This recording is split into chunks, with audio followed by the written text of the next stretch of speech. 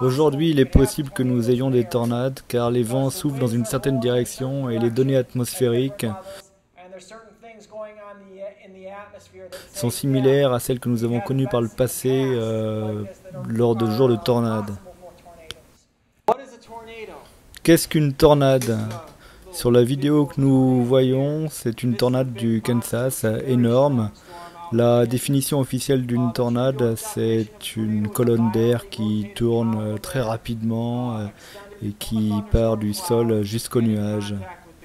Vous pouvez voir sur ces images l'ampleur des dommages que peut provoquer une tornade comme celle-ci.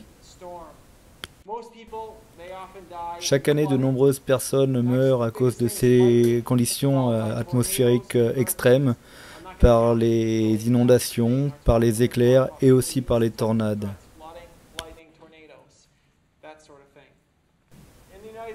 Aux États-Unis, on enregistre en moyenne 1 millier de tornades par année. En Indiana, on en compte une vingtaine.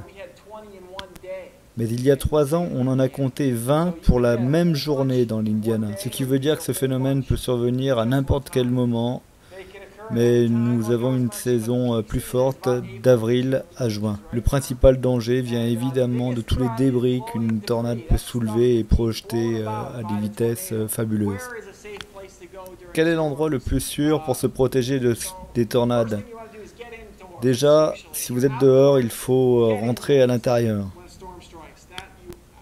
Une fois à l'intérieur, il faut vous éloigner des fenêtres et des ouvertures et vous situer autant que possible au centre du building, là où il n'y a aucune fenêtre, et autant que possible au niveau le plus bas du building. Car la tornade s'attaque d'abord au toit des bâtiments. Donc si le bâtiment a une cave ou un sous-sol, c'est là qu'il faut se rendre. À défaut de cave ou de sous-sol, c'est dans les toilettes, dans les salles de bain où il n'y a aucune fenêtre, qu'on trouve les places les plus sûres. Mais il faut aussi penser à se protéger soi-même, c'est-à-dire à se couvrir.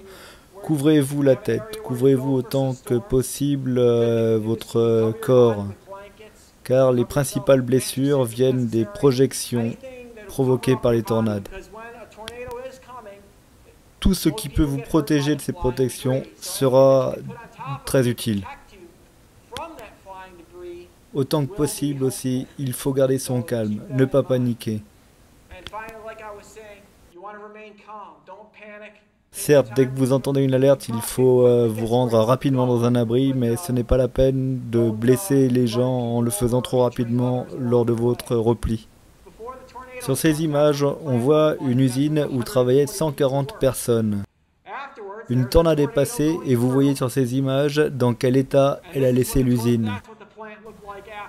Le fait que tous les 140 employés en sont sortis sains et saufs prouve qu'un plan de protection avait été mis en place et que tout le monde savait ce qu'il avait à faire.